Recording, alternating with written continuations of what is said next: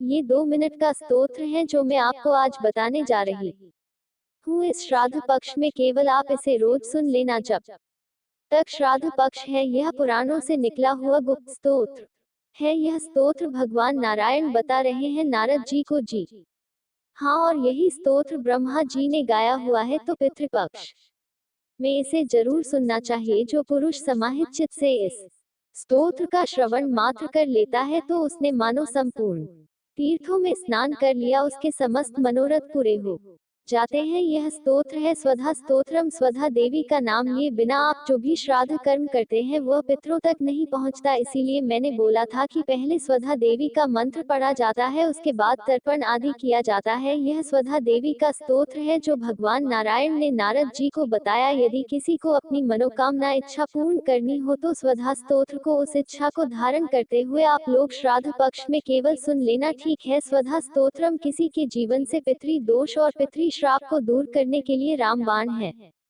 पितृ वे पूर्वज हैं जो हमारे और हमारे पूर्वजों से पहले रहते थे। कई हिंदू शास्त्रों में पितृ का वर्णन किया गया है।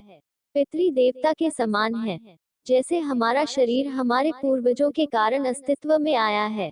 पितृ दोष तब होता है जब हमारे पूर्वजों और दिवंगत पूर्वजों की आत्मा को शांति नहीं मिलती है। पितृपक्ष में 3 प्रकार के प्रभाव हैं जिनसे पितृ हमारे जीवन को प्रभावित करते हैं, जो पितृ दोष, पितृ श्राप और पितृ दोष हैं। पितृ दोष तब होता है जब पिता की ओर से 7वीं पीढ़ी तक और माता की ओर से 4थी पीढ़ी तक के किसी भी पूर्वज की मृत्यु कम उम्र में हो गई हो या उनकी अप्राकृतिक मृत्यु हो गई हो। पितृ दोष परिवार के सदस्यों के जीवन में गंभीर और अज्ञात समस्याएं पैदा कर सकता है।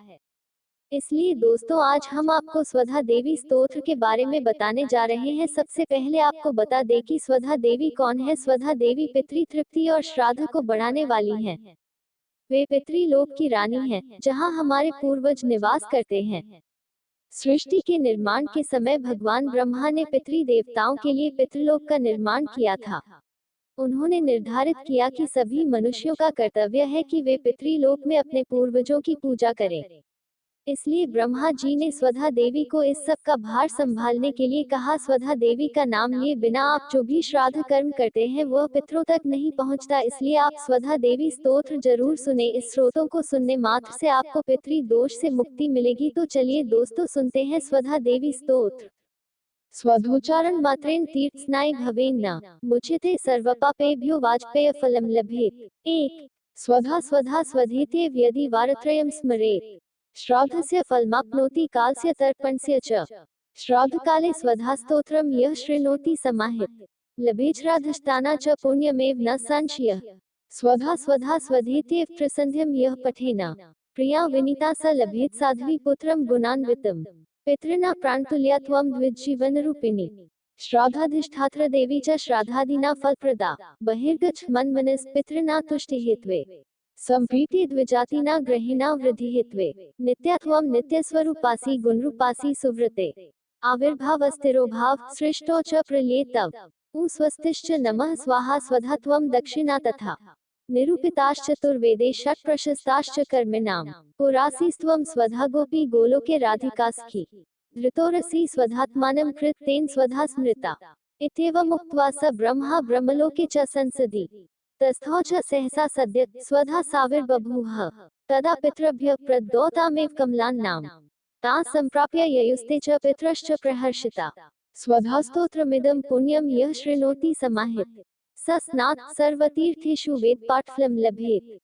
इति श्रीब्रह्मवैवर्त महापुराणे प्रकृतिखंडे ब्रह्माकृत स्वधा स्तोत्रम संपूर्णम। पितृपक्ष श्राद्ध के दिनों में इस स्वधा स्तोत्र का पाठ करना चाहिए। यदि पूरा स्तोत्र समयाभाव के कारण नहीं पढ़ पाते हैं तब केवल 3 बार स्वधा स्वधा स्वधा बोलने से ही 100 श्राद्धों के समान पुण्य फल मिलता है।